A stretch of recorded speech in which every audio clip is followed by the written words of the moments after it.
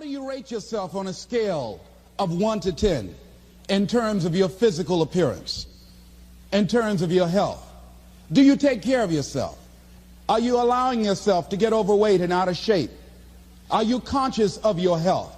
Are you watching the food that you take into your body? Do you make a deliberate effort to exercise? You know, it was George Burns. He said, we cannot help getting older, but we don't have to get old. And many of us get old before our time because we don't take time to take care of ourselves. Your environment is a very good indicator. On a scale of 1 to 10, is it what you want it to be? Do you find it desirable? Are you satisfied? The job or career that you're involved in. Someone said that 85% of the American public are unhappy with their jobs. Are you spending 8 hours a day just doing time? Doing something that you don't find challenging, that does not make you stretch mentally, that does not stimulate you, that does not inspire you. Something that you don't find a sense of fulfillment in it.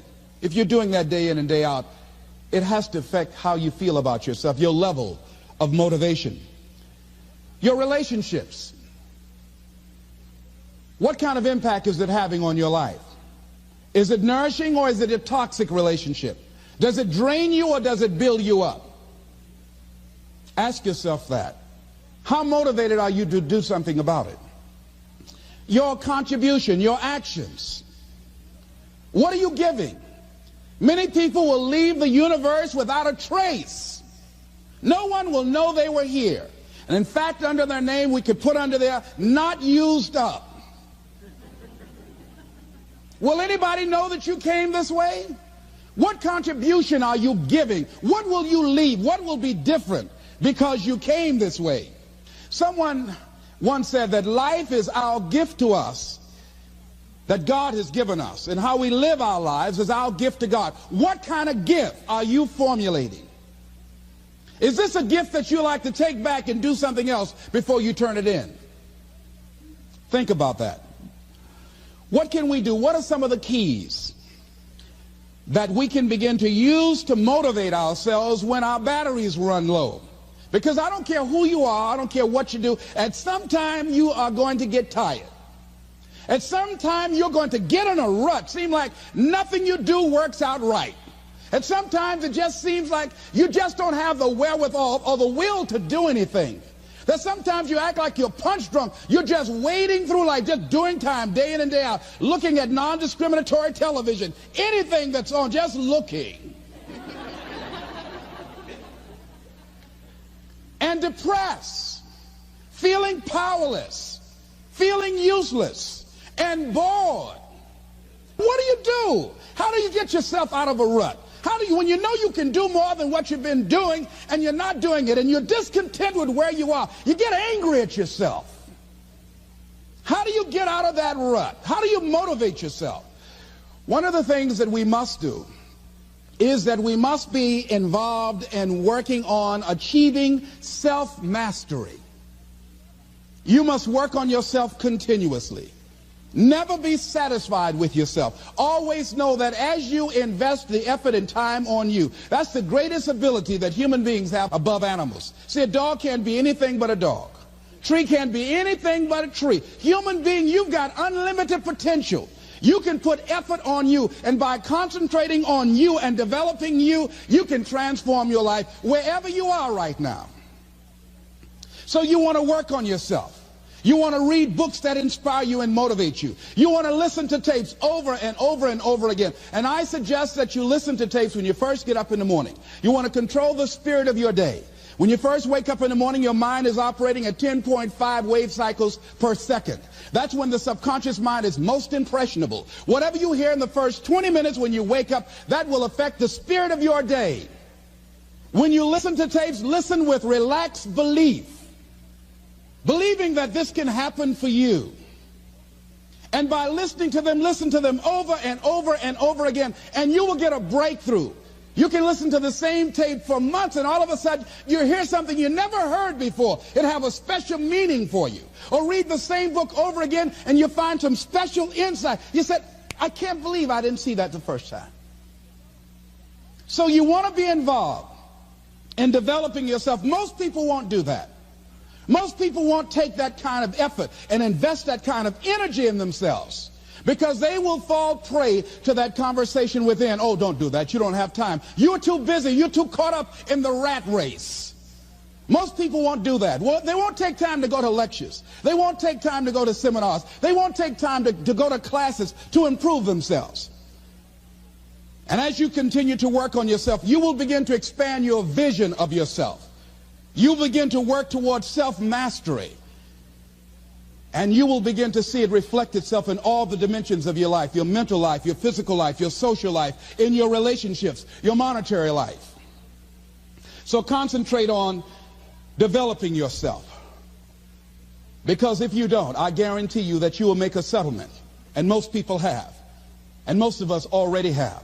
What kind of settlement have you made with your life? You know, when we make settlements, out of court settlements, you've heard them? That means that you decided to take something less than what you originally wanted to get had you gone into court. And the reason that you settled outside of court is because you didn't believe that you can get it. So you made an out-of-court settlement. Many of us are making an in-life settlement. We're settling for less than what we actually deserve. We don't feel good about it, but we make it work in our minds. We'll come up with some kind of excuse to make it all right. What kind of settlement have you made with your life? Many of us settle for less than what we want out of relationships because we don't have the courage to change them. I had a seminar I used to do called Are You Living Together or Dying Together? Many people are just dying together. Gladys Knight used to have a song that says, neither one of us want to be the first to say goodbye.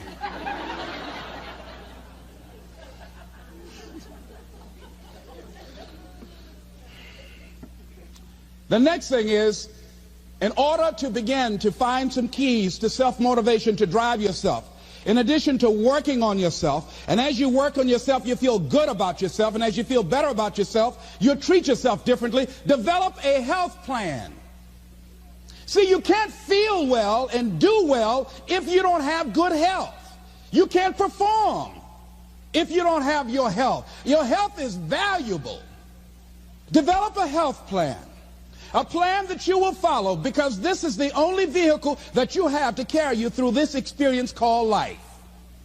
And you want to take good care of it because you love you enough. You care enough about you. And that's not easy. It is not easy having a health plan and sticking to it. But you're worth it doing it again and again and again. I have lost 22 pounds several times. I always do it. I love potato chips. People who know me know I love M&M peanuts. I love peanut butter and jelly sandwiches. I love my mother's sweet potato pie. I love this. It's not always on my health plan, but I put it on there sometimes. I said life is too short to go without sweet potato pie. If I go tonight, I want you to slip a slice of sweet potato pie in my casket. And watch the smile on my face. Next thing is, as you take care of yourself, the next key is keys to motivation, to self-motivation. You want to live life with energy and passion. You want to make a conscious effort to be lively. See, in life, you either saying hello or goodbye. You either on the way or in the way. Leave dead people alone. Some folks just walking around looking sad. How you doing, honey? Stay away from these people. Just go away from them. It affects you.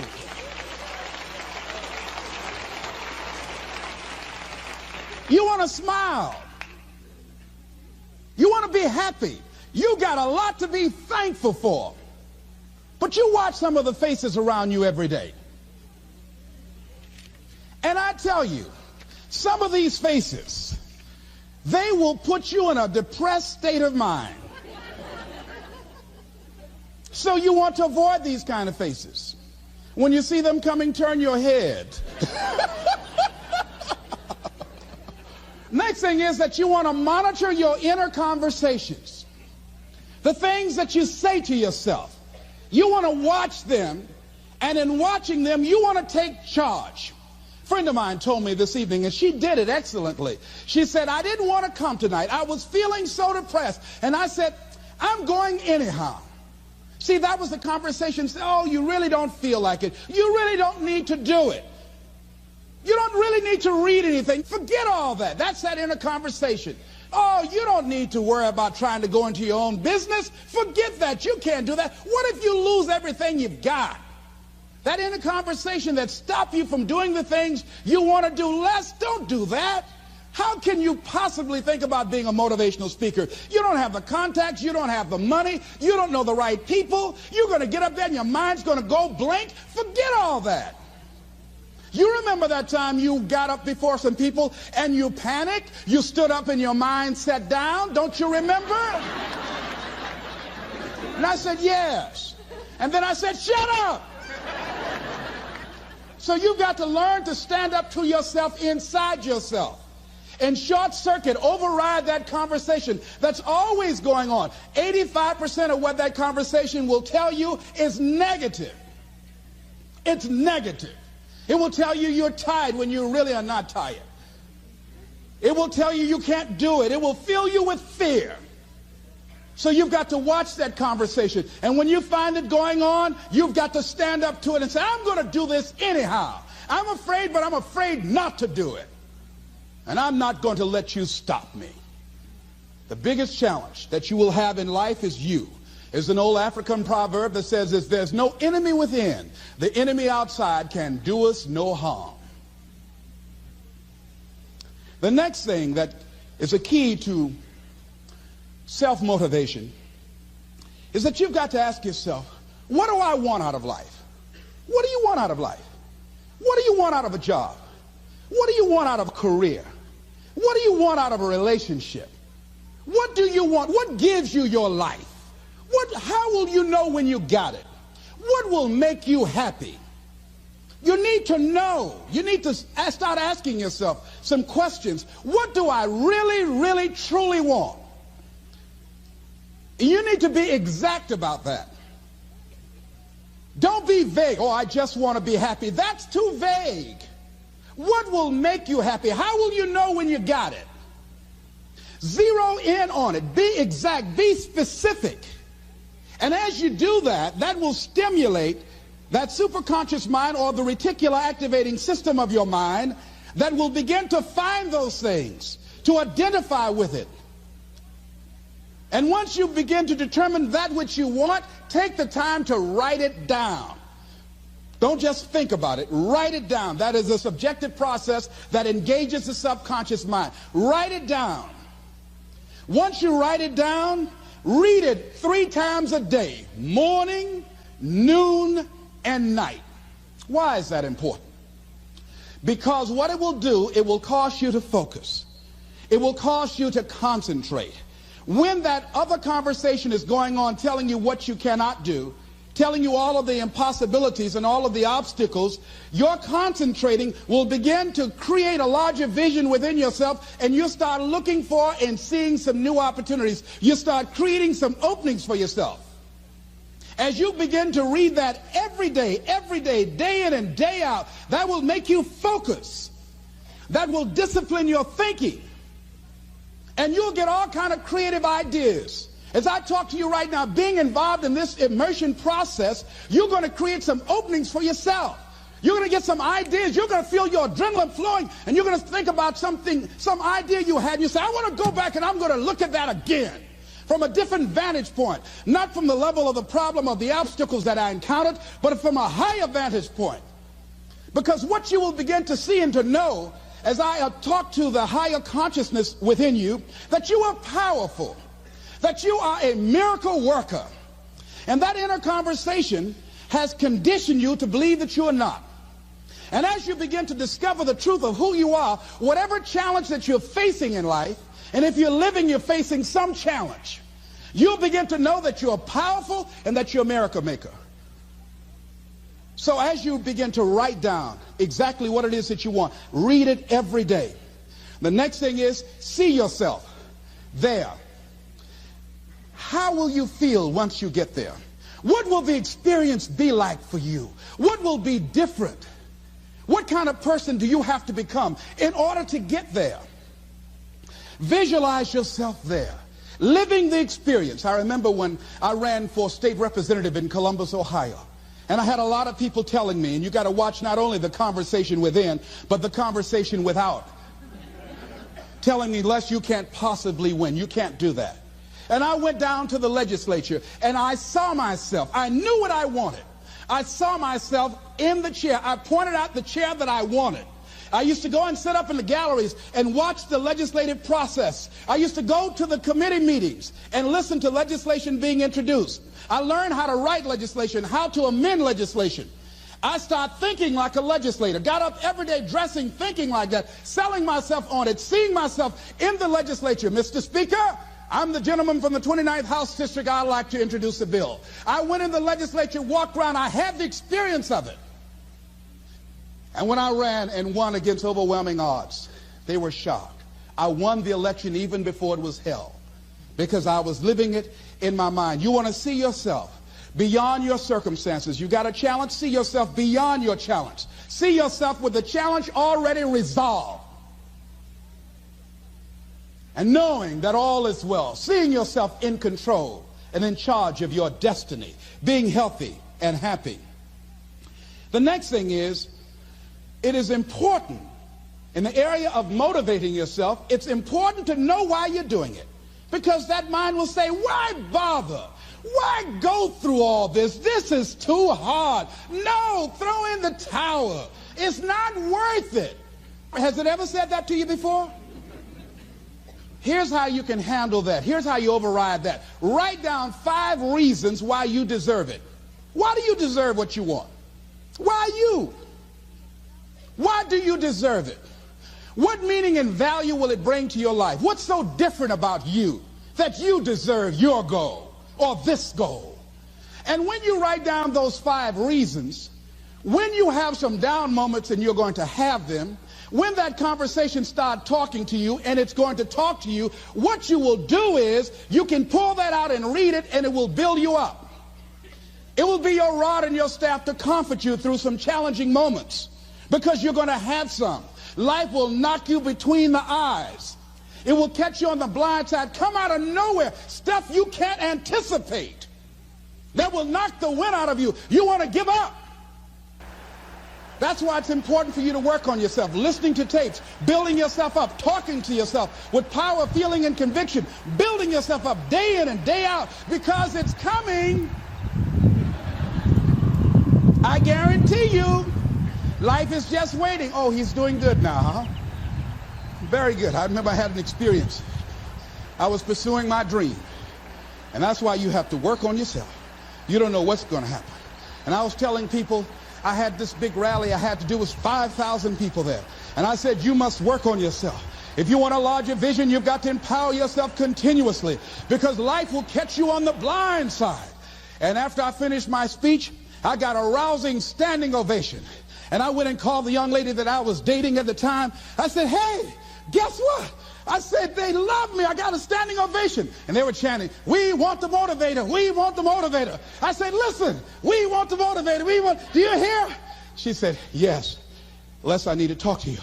I said, well, wait a minute. You're talking about tough. I was getting off, and I'll be home soon. Les, I heard a voice in the background. Hurry up and tell him. Who's that? Les, you've been gone a lot, and there's somebody else. What? And they came in. Les, come on, Mr. Motivator. They want you back out there. Wait a minute, hold a minute. What'd you say? I'm sorry, there's someone else. And I heard the voice say, hang the phone up. Clump. I say, wait a minute. I say, hey, Motivator, come on. They want you. Can't you hear them cheering? I say, okay. I say, when you working on a larger vision, I say, you got to really work on yourself, because life will catch you on the blind side.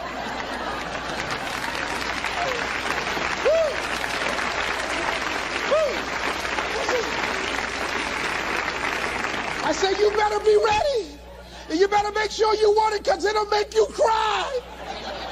And somebody said, the Spirit is on him. Thank you, thank you, thank you, thank you. I was talking till they started blinking the lights. They had to come pull me off, and I said, you got to have a larger vision. You make sure, wait a minute, you make sure you work on yourself. They said, come on, Mr. Brown, come on. Yeah. I went back to my hotel room, and loneliness and heartbreak was sitting on the bed and said, are you coming in now? Do you have your larger vision now? How's your positive attitude? Say, get on in here. Are you still breathing? Shut up. No, you want your gold? No, I don't want this gold now. Life will wear you out. You'll be saying, no, I can't, and no, I won't. You try to read it, can't see nothing through the tears. I went plundering through the drawers in this hotel trying to find a Gideon Bible, anything, you know. I said, somebody, anybody help me. Yahweh, Yahoo, anybody. Boy, I tell you, that's why you got to work on yourself. Because life will send you some curves you cannot anticipate. The next thing is that whatever you do, you want to develop technical mastery. You want to be the best at what you do. You want to master it. See, part of self-motivation is you've got to find something that gives you a strong sense of competence. Well, you become known for that. You develop a reputation of being good at doing that. You set some high personal standards for yourself. You're not competing with anybody else. You're just unfolding yourself to be the best person that you could be. That you want to give the best quality service that you can give, because that is a statement about who you are. The other thing that's the key to self-motivation is recognize the fact that you're going to get into some slumps. Recognize the fact that you're going to encounter a great deal of failure in life. It goes with the territory. But in the face of that, you want to be relentless.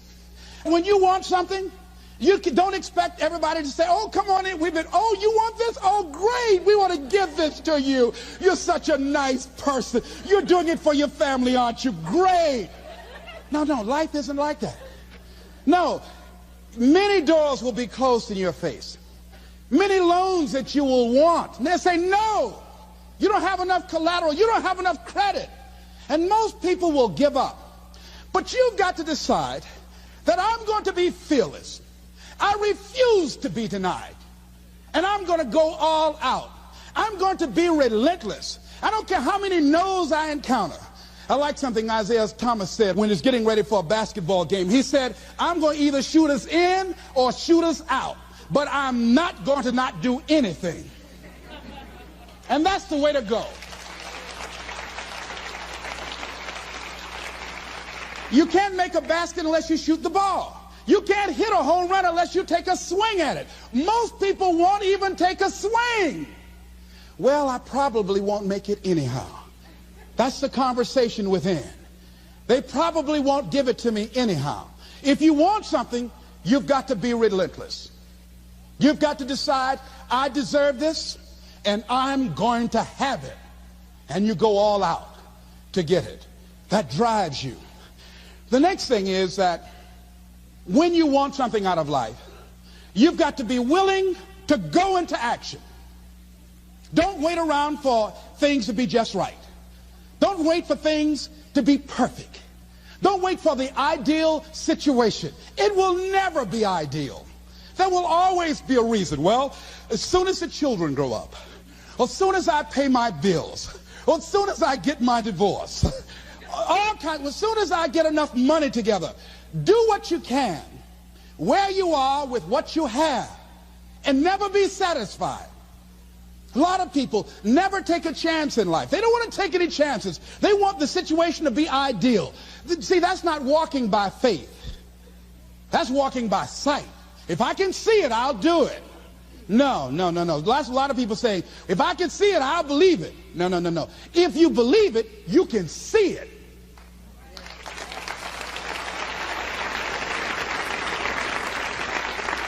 And don't be disturbed because no one else can see it. That's not unusual. That is ordinary. But because you want some different kind of results in your life, you've got to be willing to be unreasonable. If you want unreasonable results in your life, you've got to be willing to be unreasonable. Part of being unreasonable, you don't judge according to appearances. Part of being unreasonable, you can see it because you believe it. That's part of being unreasonable. Part of being unreasonable, you're like Paul, who said, you must have the faith to call forth those things that be not as though they were. That's part of being unreasonable. Most people won't do that. Most people say, call me when you get it together. Then I'll support you. The other thing is that one of the keys to self-motivation that empowers you is that you want to find a cause larger than yourself. Find something that you can contribute to. Find something that you can make a difference because you can. Part of what feeds your larger vision, part of what gives you a reason for being, part of what gives you your life is being able to give something back. Say, I can't afford to give anything. You can't afford not to give. Give your time. Give your talent. If it's nothing, just to go over and lick envelopes. I don't know exactly what I'm going to do, but I'm going over there. It's part of my tithing in the universe. Once you develop that special sense of mission, and that's what you develop when you're part of a larger cause than yourself, it drives you. You don't need an alarm clock to get up in the morning. You have special power. You'll go places and folk will like to be around you. They will know there's something different about you. When you go in, they'll say, hey, that's somebody important. I want to know who you are. I just want to be near you.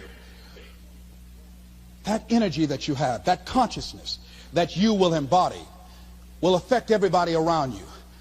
The next thing is that you want to create a home court advantage for yourself.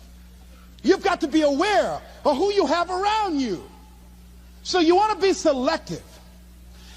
Have friends that will enable you to grow.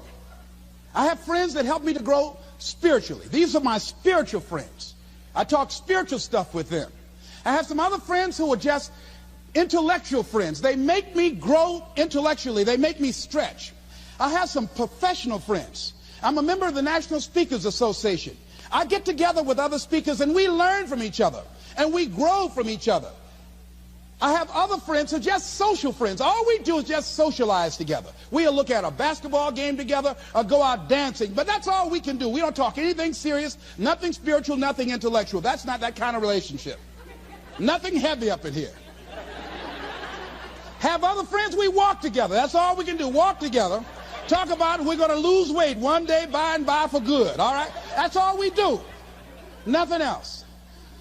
So, according to the relationships that you develop, we grow from people and projects. And the relationships that you develop can enhance and can enrich your life, or they can drain you. I know many talented people who had a great deal of potential, but because they didn't surround themselves with other people that will inspire them to transcend themselves, they never realize their greatness, and they will end up going to their grave with all their good stuff still in them. So you want to look at your relationships, the people that you're involved with, the people that you communicate with most often, and you want to ask yourself the question, what am I becoming because of this relationship? Does it inspire me? Am I motivated? Am I encouraged? Am I driven to develop myself? Am I seeking my own greatness? What kind of person am I becoming because of this relationship? Am I becoming more cynical and negative about life? Ask yourself that. The next thing is, you've got to say yes to your life. You've got to say yes. Yes to my dreams. Yes to me. Yes, I can make it. Yes, I can. Doesn't matter how many failures I've made. Doesn't matter how many mistakes I've endured. Doesn't matter about my defeats. Doesn't matter about what I've done. Yes, yes. I don't care about the fact I'm in a hole now. Doesn't matter about where I am. Yes. The last chapter to my life has not been written yet. If you judge me now, you'll judge me prematurely. I haven't exposed all my stuff yet. I'm still in the process of transforming my life. I'm still in the process of becoming. Yes. I had somebody in my life at one time told me, you'll never make it. And I said, I'll show you. And what energized me, what motivated me was something that Frank Sinatra said. He said, the best revenge is massive success.